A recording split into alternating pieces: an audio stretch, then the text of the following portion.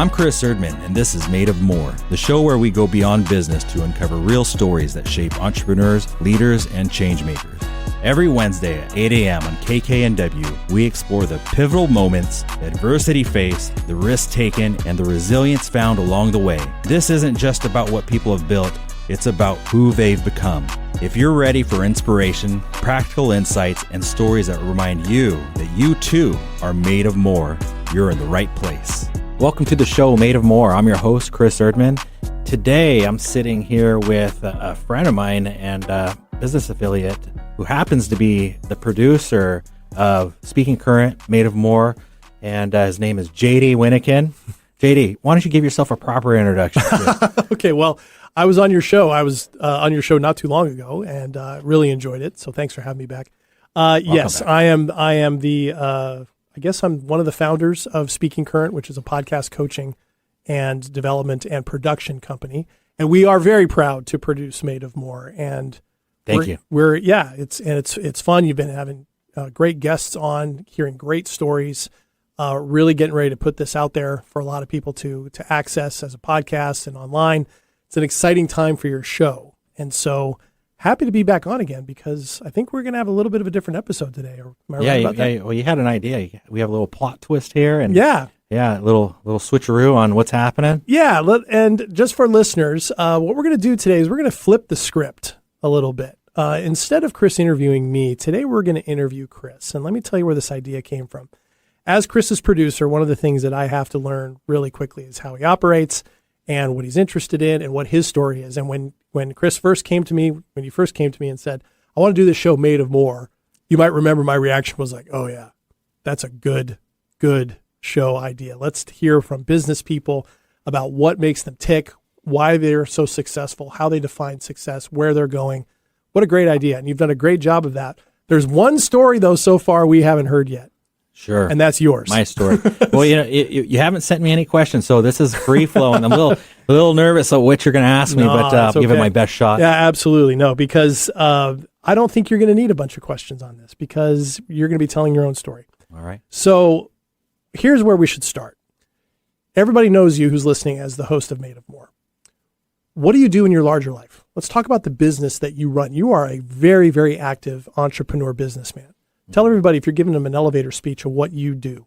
Well, I've scaled it back a little bit and focused a bit more, becoming more laser focused on what I want. Mm-hmm. I've come from various different types of businesses that I've been either affiliated with or helped start up and made successful, sold, and moved on. Most of them, which is in the real estate brokerage world, is I've helped co-create a few really great companies. And sold them, and recently merged one into an umbrella company called EXP that was created here in Washington State. But what I do focus on in this genre of real estate are a few things. Right now, I work with commercial real estate, and more specifically, I do help people in a lot of different arenas of commercial because I've had quite a bit of experience, luckily. But at this point in my life, I'm really focusing in on that multifamily commercial real estate. And that's anything 5 doors or more. Okay. Yeah. And so right now I'm working with a company where we've locked 3 commercial buildings under contract. And we've been allocating funds to finalize the purchase of these over the next 90 to 110 days here. Wow. And so I co-do that with other business partners. And then currently right now I'm taking a stab at building something. Started here on my own. I recently hired a really amazing project manager because what I've learned is you can't do it all. You can't do it all. And so this happens to be a multifamily property on a single family lot. So, oh, wow. Yeah. So it is considered multifamily. It's 3 units. Okay. And with the new zoning code changes that are coming, we're able, in a lot of areas in Washington State, not all areas. And so you just have to do your due diligence, but you could build 4 residences on one single family lot if your area conforms. Oh, wow. which is a big game changer. Yeah, sounds like it. So it sounds like you're involved not just in the sales of existing, but you're also dabbling in creating these as well, building them and then selling them. Well, we'll see if I sell it, but definitely building it. And then I think the best move in real estate is often to hold if you can, unless you know that you're going to transfer something over into another type of investment. Gotcha. Yeah. And all this stuff started about 20 years ago, almost 20 years ago in 2006. Oh, wow. Okay. So you've been doing this for a while. Yeah. And largely in Washington State or anywhere else? Yeah. All in Washington State, mostly all up and down the I-5 corridor. And I started my career in the little town called Bellingham, Washington. Oh, yeah. Yeah. A big little town. Yeah, big little town. Yeah, north of Seattle. Okay. So we do that for a while. So 20 years. That's going in my 20th year. Yeah. That's amazing. That's a lot of expertise and a lot of lessons learned, I'm sure. What's kept you in it for 20 years? It's funny because I actually didn't really know that I wanted to get into real estate until I became a dad, and I realized that I wanted some freedom from working the 9 to 5. Not that I work less than 40 hours a week, because probably tell you what, sometimes I probably work double that. And so what's kept me in? It's what's interesting about real estate. You can change your career several times over, is what I found, and stay in the same industry.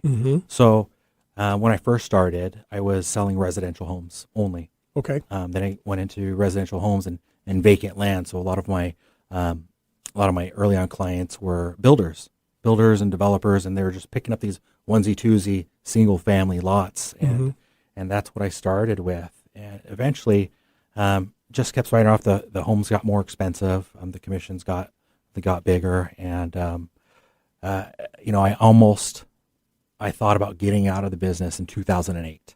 I was about to ask. Yeah, 2008. Yeah. It was about to be, probably one of the best Christmas, New Year's I've had in my entire career at that time, 2 years in. And I was fortunate to be a high producer, and really early on. And right when the market started crashing, started folding over, I had no idea. I was pretty young. It's 2006, still in my mid-20s. Yeah, and relatively new to the industry. Very new to the industry. Yeah. I was supposed to have 8 deals close, and some of them were going to be the biggest transactions of my career, and boom, they all fell apart. Wow. Day at a time, just days apart from one another. And I was really counting on those things. I was counting on paying my mortgage with it. I was counting on getting through the winter.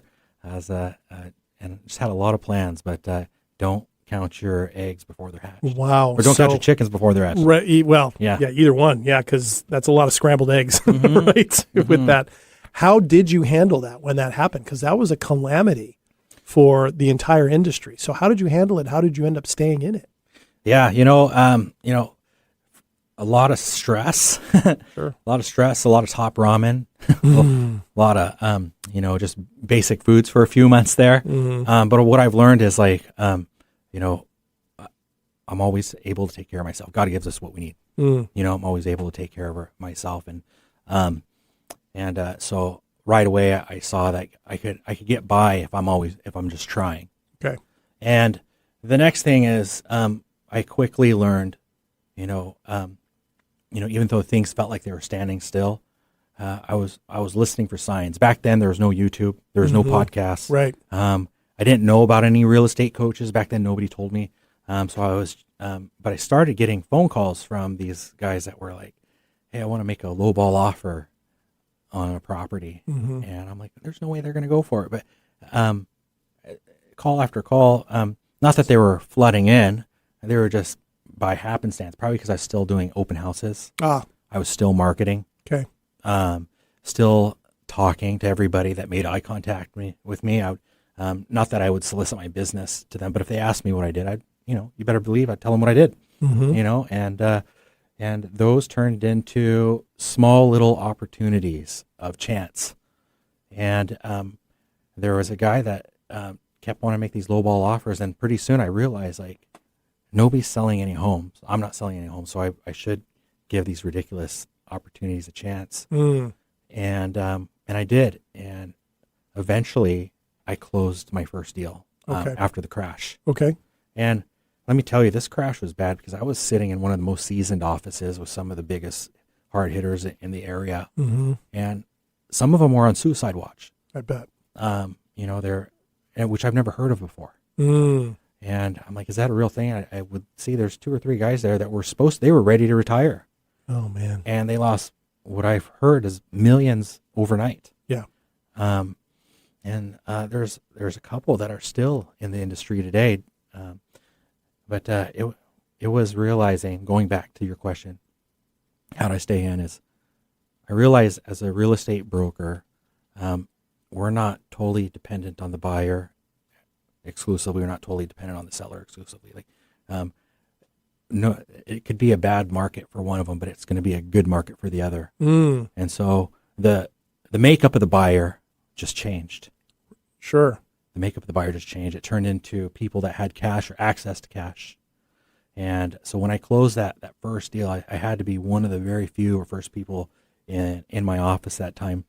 And I remember my managing broker said, "Chris, you got paid."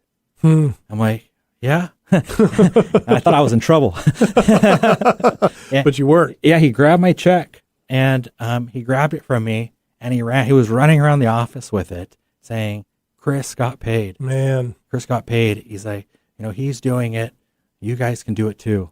Wow. So it's kind of a moment of light for everybody in the office as well. I hope so, or a moment of something. But for me, it was opened my eyes. I was like, wow, I'm not the only one really having this hard time. Wow. And it was probably a few months later until I closed my second one after that. Okay. So what was the gap between the crash and your first one? Do you remember? It felt like eternity. But looking back, it was probably about 3 months. Man. Maybe a little less, but about 3 months. Okay. Mm-hmm. So then another few months after that for your second one. Yeah. So it was a slow climb back. Yeah. And I was lucky. I had saved a little bit of money in the bank, just enough to get by on everything. But I was considering, man, maybe this is the time I pivot and do something else. But I just felt like that wasn't the right answer. Okay. I felt like I just had to dig my heels in and stick it out. Well, it sounds like you had an experience of adjusting and recognizing you could look at something a little bit differently than what you're used to and still make it work. Yeah. I had to dig deep, though. I bet. I had to dig deep. There was moments when I was alone and just wondering how I was going to make it. And, luckily I didn't miss a payment on my property. Man. So that I was very fortunate because there's a lot of my friends, colleagues, family members, acquaintances, past clients that were just letting go of payments at that time. And I was trying to let them know, like, you don't want to stop making payments on your main home. Right. Because this has got to turn sometime. Right. So the short-term pain was very real, but keeping a longer view for yourself as well as for your clients. Yeah. That turned out to be true, right? Because the market recovered. Oh, some of them were so thankful. Some of them are still thanking me every now and again today. They're like, "Chris, I would have let go of my house if you didn't encourage me to keep making those payments." And some of them didn't want to listen. They let go, and they lost it. And my reasoning is like, one, this will turn around one day. The other thing is like, your payment is probably just as much as what rent would be. Yeah. So just because you owe double what it's worth right now, does it really make sense? And so for the people that held on, their house eventually became double what they owed. Right. Or so on and so forth. So yeah, they're going to be spending money one way or the other, right? Either on their house or on rent. Yeah. So keep it where it belongs. So kind of like staying in the market. Yeah. So I was thankful that I had that wherewithal. Yeah, absolutely. I can see that. What I appreciate about that story, Chris, is that it's a reminder that even in a high-flying, high-yield, high-margin industry like yours, you told a very human story about having to, where am I going to get my next set of groceries from? Where am I, how am I going to pay for my rent, or in this case, my mortgage, to keep a roof over my head? You had a daughter. How old was she when this happened? Oh, shoot. Don't make me do the math now. But young, though. Young, yeah. Yeah. So still very much a dependent, right? So having to do that. It's an amazing thing. I think it's helpful because, sometimes people get this sense of people who are heavily involved in real estate, particularly commercial real estate, that you're high flying. And I'm sure, and there's clearly moments where it's like that. Yeah. But that's a human story. I think everybody can relate to, being right on the edge of like, what do I do next? And you've been there. That must help you with your clients now, I would think. It does. And I just got to say, real estate is a feast or famine. Can be a feast or famine business. Sure. Can be. Sure. Wow. All right. So that sounds like an amazing moment to really kind of build the rest of our conversation around. Okay. So because that shows me a couple of things about you. First, you're able to think on your feet. You're looking out for the best interests of your clients, and you can relate to their experience, right? And for the sake of the name of this show, you had to find out what you were made of. Oh yeah. In that moment. Yeah. There was times, serious times of doubt, and I just had to be like, no, I can overcome this. I'm more than this. I don't want to get cheesy, but I'm made of more than this. What is happening right now. Sure. And all I have to do is persevere, dig deep, and find my support. And I did. I found my support. Some of my colleagues, we were able to share stories, share opportunities that were coming up. I could rely on some of my family. I remember my oldest brother John was always checking in on me. And then also, even though my daughter didn't know what was going on, she was also one of my biggest supports, because she was at that time the reason why I wanted to succeed so badly. Right. And so I didn't want to fail in front of this person. Sure. And you wanted to provide for her. And I wanted to provide, even though she didn't really know what was happening. Right. Right. I didn't want her to know. Man, is it fair to say that whole thing was a formative experience in your career and your life? It sure sounds like it. 2008. Yeah, it is a formative experience. I realized from that time that if you believe enough, and if you dig in enough, and you have enough grit and wherewithal, you can make it through most things. And I truly believe that. I think we as people can make it through most everything if we get connected with our internal resources and our external resources. I like that. Internal and external. I talk about it quite a bit, right? Okay. That internal resilience, as well as having, you mentioned the right word, support, right? You have to have people who know what's going on with you, people who are backing you up. Yeah. And that could be simply as like a hug. Yeah. You can do it. Just some family time, some laughing, that can turn a lot of things around for most people. Yeah, I think so too. All right. Well, I know I've got a ton of questions. I want to know where a lot of this stuff came from, right? So I'm guessing we're coming up on a break here pretty soon. So you feel like taking a quick breather? Sure. And coming back, and let's go back in time, go into the Wayback Machine and talk about you growing up and see where this whole approach came from. How's that sound? Yeah, when we get back from the break. So again, you're listening to the show Made of More. I'm your host, Chris Erdmann, and today JD Wyneken is the one interviewing. So tune back in here at 11:50 a.m. KKNW.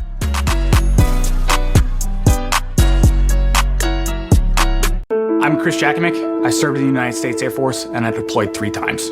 Being a veteran, it's interwoven into your DNA, is really the absence of the connection and the purpose that can really drive a lot of veterans to some negative thoughts. For those who are in a suicidal crisis, the window of time to save somebody's life is very short. Our duty is to protect ourselves and protect our families, and one way you can do that is store your weapons safely. Store all your guns securely. Help stop suicide. Brought to you by End Family Fire and the Ad Council. Are you ready to discover remarkable stories of resilience and cultural connection? This is Diaspora, a show sharing the journeys of first-generation immigrants from the Indian subcontinent now building their lives in North America. Inspiring, insightful, and always engaging, Diaspora offers a unique perspective on the immigrant experience. Join me, Aditya Mehta, my guests, on the Diaspora Show every Wednesday at 2 p.m. right here on KKNW. Tell your friends about Alternative Talk 1150.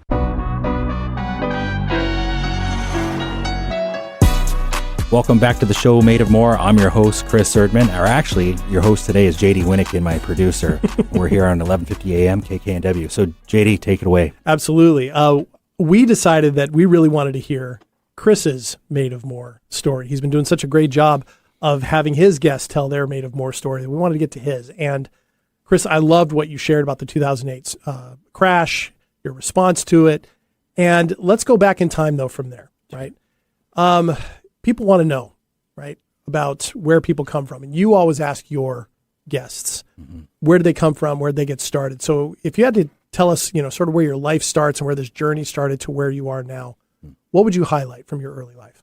Yeah, what a great question. Well, I'm one of 4 boys. Okay. My dad was a 30-year Navy veteran. My mom was a lovely, lovely mom. She was born and raised in the Philippines. And my dad met her when he was overseas. Oh, when he was stationed there? Yeah, when he was stationed there. Okay. Yeah. Two of my oldest brothers were born in the Philippines, and then I was born here in the U.S. 1978. Wow. Yeah. Okay. And so I grew up with a military father, so tough love, really, really ingrained being tough as a kid into me, and a mom that was really resourceful. She was very creative. My dad was a great provider, and my mom's could make a meal out of anything, or she had made our costumes, and she was just a really creative woman. Okay. They both loved us. Sometimes it was tough love a lot of the time. But I grew up in a small town up north, and so I was probably one of the few ethnic looking kids and stuff, and that helped shape me too. Okay. And so that taught me a little bit about being tough and just being resilient, and that you could really make friends and do anything anywhere. But one of my most positively impactful experiences was in the 4th grade. I had a teacher named by the name of Mr. Sondale, and I was a pretty quiet kid up until then. Maybe I was still quiet after that, but pretty quiet. I kept myself. Wasn't really excelling in class, and it wasn't until I got this teacher, and he was very different from the rest. He was friendly. He made learning fun. And I went from being an underperformer in school to all of a sudden doing 9th and 10th grade math. Oh, wow. And everybody was really surprised. And I went from, just being okay at art to being becoming really great at drawing and painting, and just being able to draw like human faces, almost pretty realistic especially for a 4th grader. My parents were completely shocked, and I would have to say the reason why I excelled so much and that he was so impactful is I realized what somebody that made something fun and kind, how it can make people really want to get out of their shell and blossom and push. And then he also created systems for us that we could understand. Okay. So one of the things that was really impactful was he had all these math problems, math sheets, and you can do them at your own will. But in return for doing them, he'd give you play money. Oh, wow. Basically, almost like Monopoly money. So, okay. And every month he would host this an auction, and so I would just go to town on doing all these math problems and turning them in and whatnot. And so he's turning the shy kid into somebody that knew that he could go out and outperform people and make money. Yeah. And so I was so really excited. Sometimes I'd be one of the top tier people with some money, and some months I just did all right. But he taught me that I could outwork most people. Wow. So what kinds of things could you buy at the end of the month? Yeah. What could I buy? Probably stickers, marbles. Gotcha. Probably action figures. Very cool. I remember those toy airplanes that you have to assemble. Oh yeah, like the balsa wood ones. Yeah, those are cool. Yeah, you're into airplanes. Oh yeah, I really enjoyed that. That was one of my favorite things to get. Yeah, man, Isn't it amazing how a teacher or an individual who just sees you, approaches you a little bit differently, sees that a certain thing you may not be tapping into your potential entirely. Yeah, finds a different some systems you mentioned, some methods to open you up. So it sounds like, if you remember his name. Right. Yeah. I have my own teachers that way. Yeah. Right? The same ones. They have a huge impact. How has that influenced you beyond what you've just mentioned? I mean, in terms of his approach to you, I know you're a pretty empathetic guy. You genuinely enjoy conversations with people. It sounds like maybe you've picked up on some more of that, the ability to see people kind of like he did. Do you associate that with him, or does that come later in your life? I don't know if he taught me how to be empathetic towards people, but he definitely taught me how to have a bit more fun and try and go out there and roll your sleeves up and get things done. Nice. My ability, my empathetic side, I think a lot of empaths become empaths because maybe they experience things over their life. So sure. Maybe more than once, but maybe just throughout life that they experience things and they experience their feelings, and they're aware of their own feelings, so they can possibly spot other people's. I'm no expert at that. Yeah. But that's kind of my my answer. No, that's a good one. And I think that's an ongoing mystery, but certainly for you, something unlocked at that point. So after that, moving forward in life, right? When you started thinking about what it is you wanted to do, right? Where you wanted to go, kind of coming out of school, what was going on with you at the time? What was the next stage of you getting to where you are now? Well, I do have to do another shout out, even though he's not around. Mr. Pugh was another guy. Okay. Yeah, he was another teacher that. All right, Mr. Pugh. Yeah. Nice job, Mr. Pugh. That's right, Mr. Pugh. One of the things my dad taught us how to do, and even my mom, is how to work hard.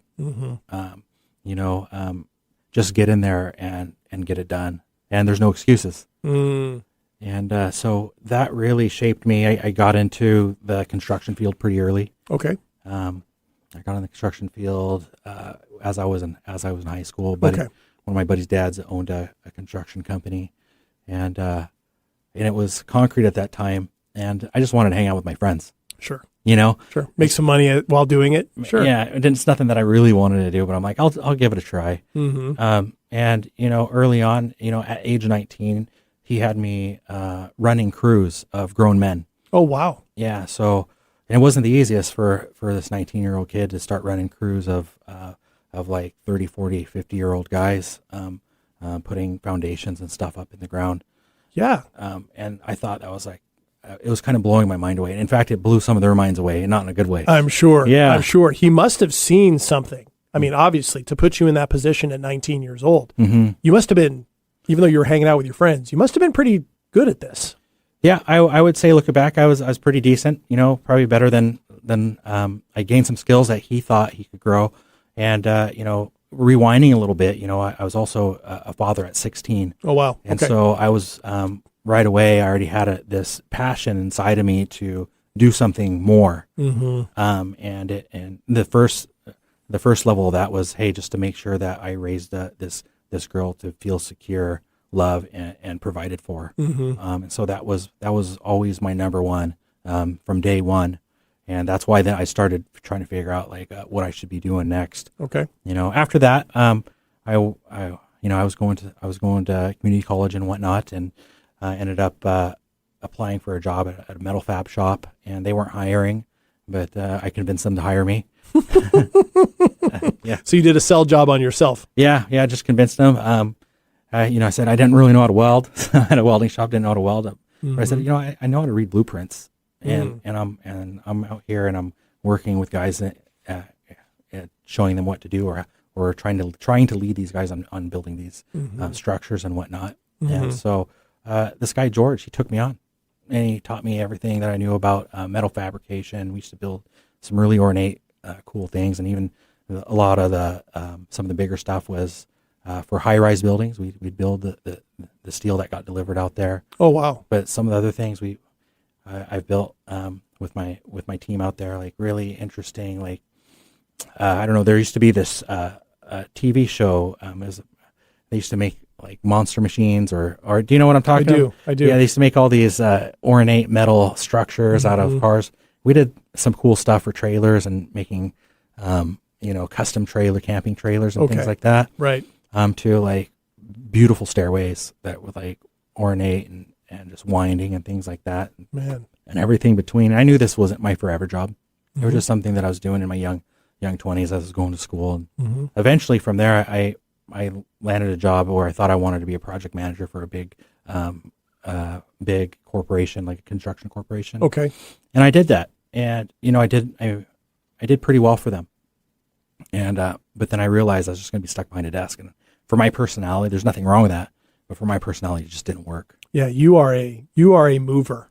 That's a word I would use to describe you. You like to move. You like to be going from one point to another. I can see that. And this helps explain for me, like you do like to be out and about working with your hands, kind of getting your hands dirty. And by being out in the field. Sure. Sounds like, yeah. Okay. So how old were you when you realized you didn't want to be stuck behind a desk?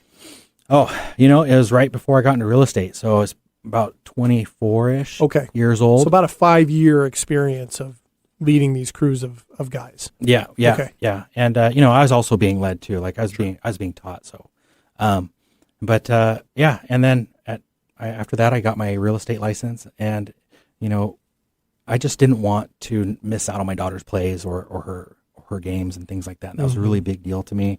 And there's been times it's been hard to make it because of the workload. And not that it got a lot easier when I got into real estate, but I was able to afford moving my schedule around.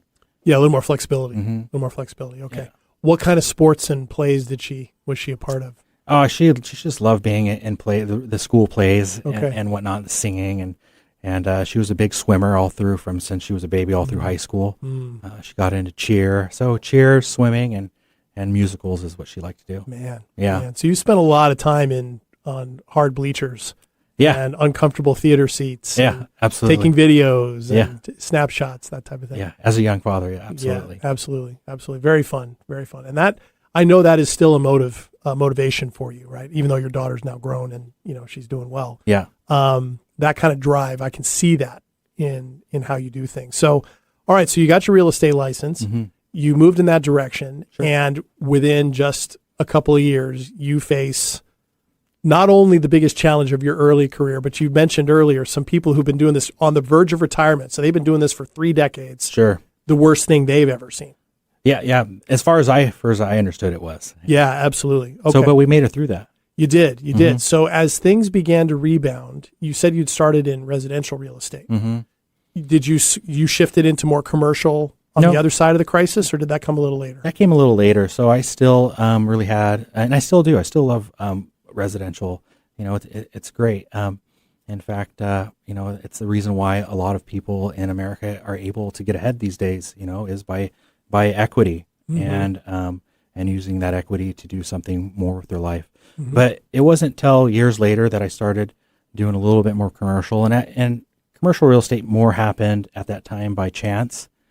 Friend wanted to sell like a building or a multifamily property or buy one. And then the opportunities started becoming, more and more, until eventually, about 10 years ago, just decided to do a bit more of it and taking more classes on it and whatnot. And so, even right now, I work with a lot of retail. I have a lot of retail listings that I'm working on right now. Sure. I got a 60,000 square foot building of office and retail, another 32,000 of waterfront retail that I've been working on. Gotcha. So I can do a bit of everything, but I got to say, I'm definitely really passionate about that multifamily sector. Is that, and why is that? What's the passion for that? It's been a really great vehicle. I've been able to witness a lot of success stories over the years with clients that have owned it, older mentors that have owned it, and now people of all ages around me on either side of where I'm laying today.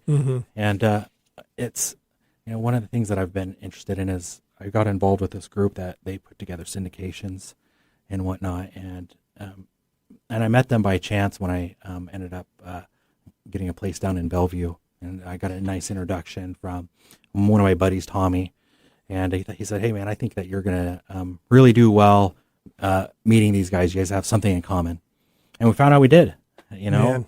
and me and a few friends ended up helping them purchase one of the properties. It's a 21 unit building in Magnolia area of Seattle. And so we're just became small co-buyers of that, and that was another step in the direction of multifamily. Like, I really, really enjoy this because there's several ways that people can experience financial freedom or an inch their way towards there. Whether you're doing co-ownership, something through syndication, or just owning the whole thing yourself, and you're giving people housing. Yeah, you're giving people homes, and we've been in a housing shortage for some time now. Yeah. And so to work with groups that not only do good management, it's important. Like Adir, he's got an amazing management company. I really look up to these people that own these management companies that are doing something good for the tenants. Nice. know? Yeah, there's a real spirit to it for you, I know, Yeah. with helping people out. I know that's a big part of your mission. But the other thing, like I said, is that financial freedom portion of it. It's Absolutely. Like the more free that we can become financially, the better off it comes back around. You could live the life that you want and help people more. Gotcha. Right. All right. Well, this is great because it gives me even more questions, but I think we're at a spot where we might need another break. All right. Well, this is the show Made of More. I'm your host, Chris Erdmann, or today the host is JD Wyneken, and you're listening to 1150 AM KKNW.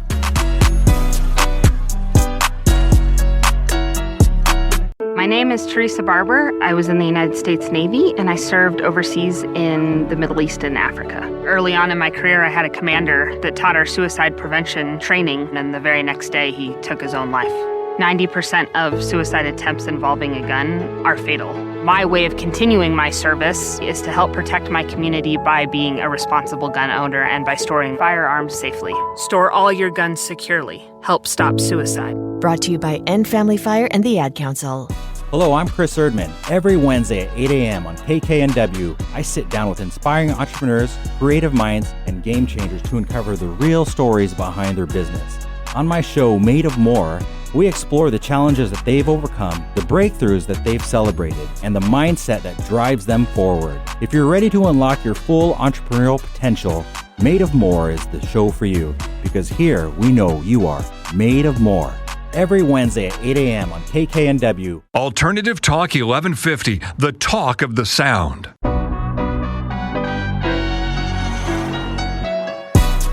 Welcome back to the show Made of More. I'm your host, Chris Erdmann, and I'm sitting here with the host for today, since he's interviewing me, Mr. or Dr. JD Wyneken from the bench, or from Speaking Currently, who's also the producer. Yeah, absolutely. The proud producer of this show. And let's not forget, we're on 1150 AM KKNW. Absolutely. And thanks to them for all the support. Great stuff, Chris. And thanks for sharing so much about what makes you more than just the image, right? I know it's such an important thing to you. Right? I don't know what kind of image I am, but well, it's a good one. But I think we love to hear more stories about what makes people tick, right? And you've had a very interesting life. You've had a very interesting career.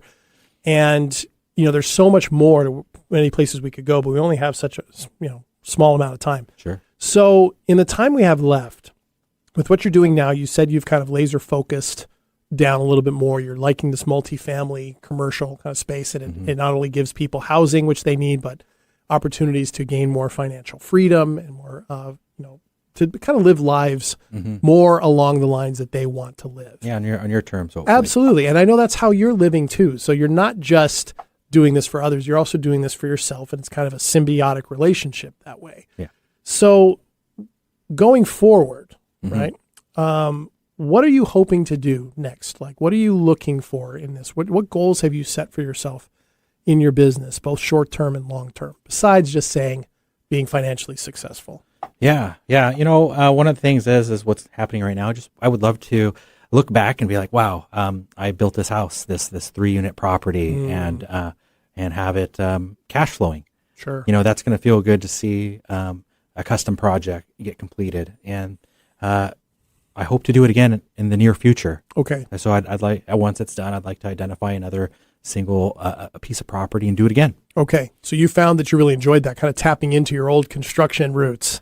Sounds like. Yeah, there's something cool about working with the architect and getting a vision out there together. And then I think it's going to be a good feeling of satisfaction of looking backwards and being like, wow, it's operating. Nice. You know? And then on the multifamily is continue to meet and get to know other multifamily owners or investors and hear their stories and figure out how to help them on a deep level. So just not just through buying or selling, but just there's a lot of nuances through multifamily, and a lot of it does come down to numbers at the end of the day, but a lot of it comes to knowledge about the marketplace. Sure. I would think that too, developing trusting relationships with partners in your firms and your companies or other investors would be absolutely vital in the line of work you're in. You're talking about a lot of dollars and cents changing hands. Yeah, and just being good at what I do. And things are always changing. And I think one of the things that I just want to look back on my life is, did I do my best? And if I could, on my deathbed, and look back at different areas of my life and know that I did my best, that's gonna be one indicator that I led a successful life. Okay. Yeah. Okay. Well, and that leads to two questions that I think are related. First one will be probably the easier of the two to answer. What are the things that you do well, that you know you do well right now, that you think are real cornerstones to why you're successful in your field? Sure. Yeah. One thing, one of my business affiliates, Stacy, she tells me, she's like, Chris, you're really good if you focus on a couple of things, and she's always right. And I hate to say that, as opposed to many. Yeah. Okay. Yeah. And it's finding opportunities and connecting people to those opportunities. Okay. And it's just not finding opportunities, finding good opportunities Mm-hmm. for exactly what that person is looking at. And I could look back, and where I get the most energy and the most joy is really connecting people together with that right opportunity. And sometimes in my field, it's connecting two people together to get something done and watching the synergy happen, or it's me connecting that particular investor or that investment group with that right piece of property and meeting or exceeding their needs. Got it. Got it. Okay, so that sounds like your wheelhouse, right? Those things. So, and your networking skills, I know, are also very good. It's one reason why you're doing this show. Right? Yeah, I do love to network. Yeah, you do. Yeah, I love getting and being around that energy of other entrepreneurs that like to get things done. Absolutely, absolutely. Hence why you're always interested in hearing their stories on That's shows. why like I this love one. hearing their stories. Yeah. Right, exactly. Okay, so here's the second question that might be a little more challenging. What are the areas that you would like to do better in, or grow in, or improve upon? You pick your own language. Yeah, is that in life in general? In general or in business, wherever. Yeah, one thing that's been a lifelong battle for me is fitness and health. And I think for me at this stage, being in my mid 40s, I want to try to be in the best shape of my life. Mm-hmm. And it's tough because I tell you what, I'm a foodie. I love food. Yeah. I could eat more than most of my friends. But it's trying to get into the gym or mountain biking or hiking, doing something daily. Okay. And I feel a couple reasons that I feel like this is really important to me is I feel like if my physical and mental and spiritual health, but right now we're talking about physical, if my physical health is at its peak of where I can be, I feel like I have more energy. Mm-hmm. I feel like it's easy with that energy. It's easier for me to connect with more people. Yeah. And I get more creative. Absolutely. Yeah. Absolutely. And so just connecting, more creativity, and I'm gonna find more opportunities, and I'm gonna have a lot more fun doing it. Absolutely. Well, and it's a cliche, but if you don't have your health, everything else suffers. Yeah. Right. Makes it tough. It is a baseline responsibility. So yeah, I can relate to that as well. The good news is, you can be in your early 50s like me and be in the best shape of your life. That's true. Yeah, it's never too late. Never too late. Okay, so that's an area for improvement. So now you've got a lot of experience in business. You've had a lot of experience in life. You've been a father for a long time now. Mm-hmm. You've had time to take a look back. 30 years. And yeah, you've had a long time to look back and go, okay, these are the lessons in life. Here are the things that matter to me. Here are the things that don't matter to me. Sometimes those can be just as important as the things that do. Mm-hmm. In the spirit of this show, when you think about success for yourself first, what does that look like for you? And then what would you recommend to any listeners about how they can find their own definition of success? Well, I mean, this is probably one of the hardest questions for me to answer. I think that there's a little formula that I definitely like to think about when it comes to success. Okay. Is actions and my personal values.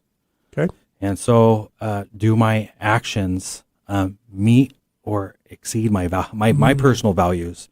And so I can't answer this in a way for everybody's success. Of course. But for me, it's first it's trying to understand my values, because we're always kind of changing a bit as we get older. Like I used to I still love motorcycles, but I'm not as much as motorcycles as I was when I was like in my 20s, Sure. And so we're always evolving. So a level that success for me, I think, is always being open and honest with myself and what I want. And I'm finding at this point in my life is like I can look back and I've done a lot of things for other people and try to please other people or try to live up to other people's expectations.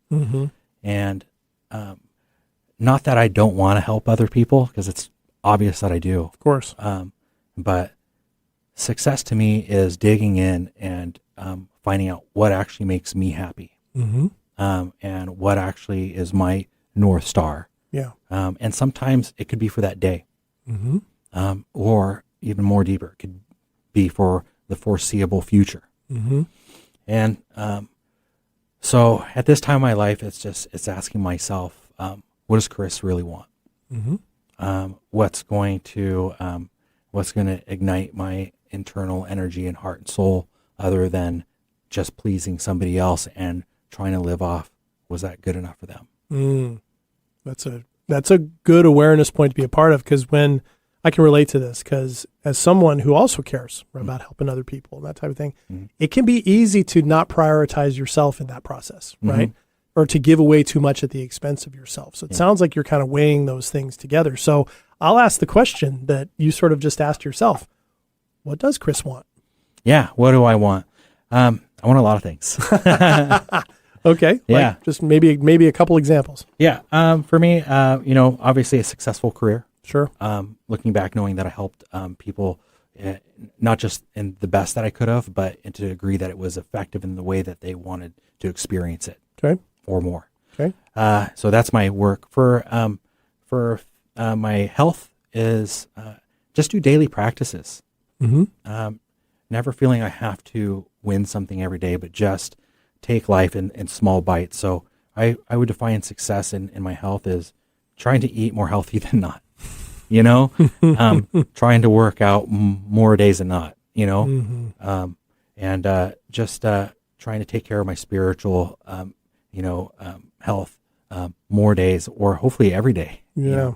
But as far as, what other area would you like to know what success? I don't know. I mean, success is such an elusive term, right? Am I being too vague? No, not necessarily. I mean, because I don't think anybody who says they have a direct answer to this or a complete answer it's probably not true, right? I mean, because success can be defined as a lot of things. It can be defined as growth for some people. Some people see it as, to what degree am I have serenity in my life?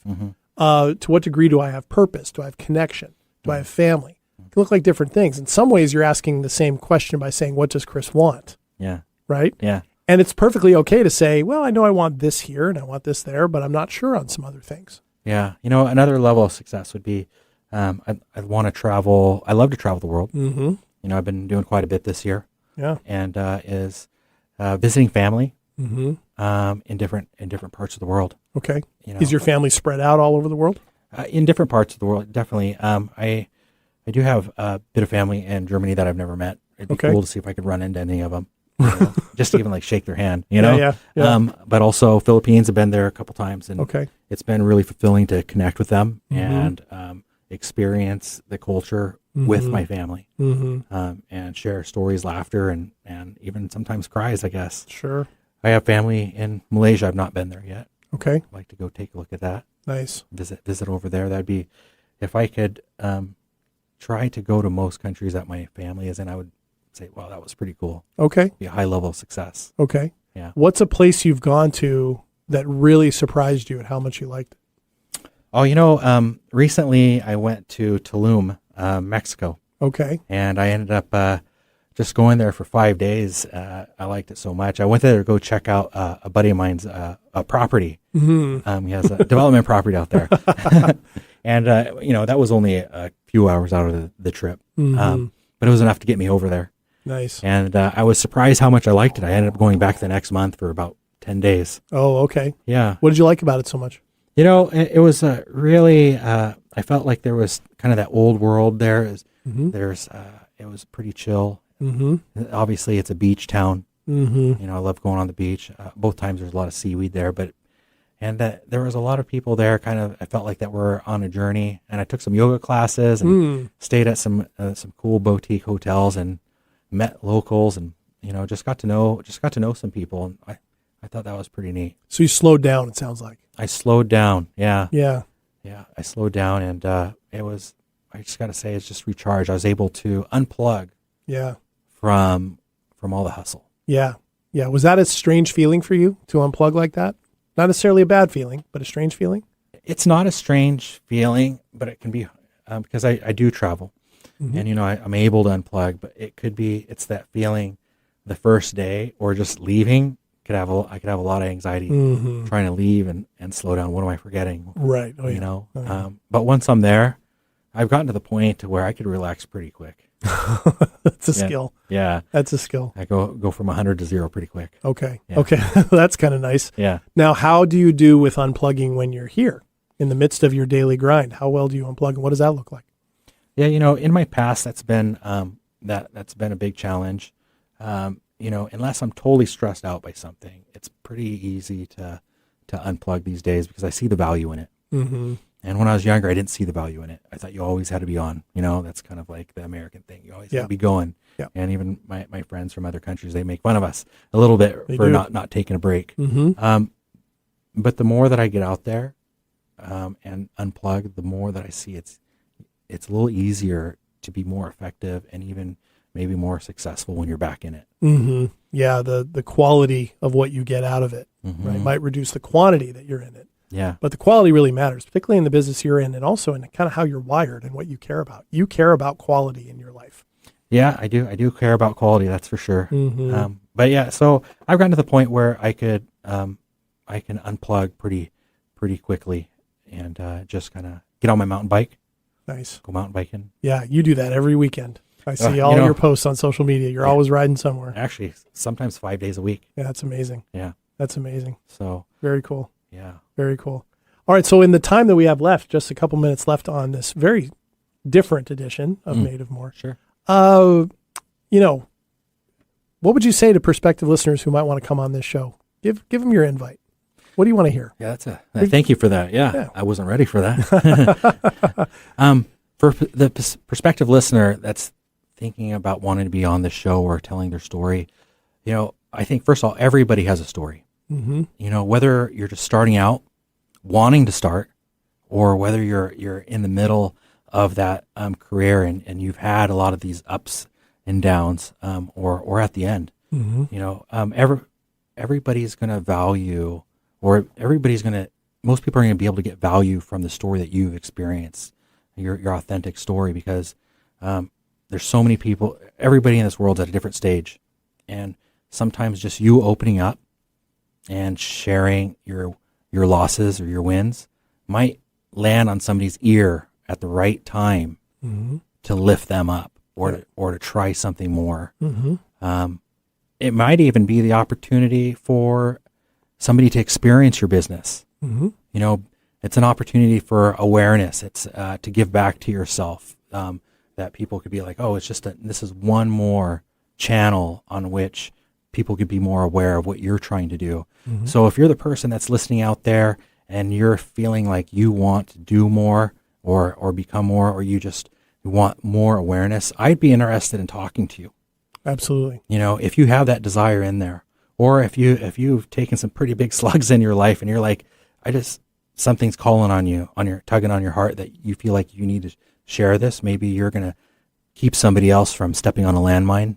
Yeah. I'd love to hear that. I mean, this is a platform for everybody that's experienced something meaningful in their life, and especially more geared towards that business entrepreneur. It's your moment to share, and don't underestimate how powerful your story may be.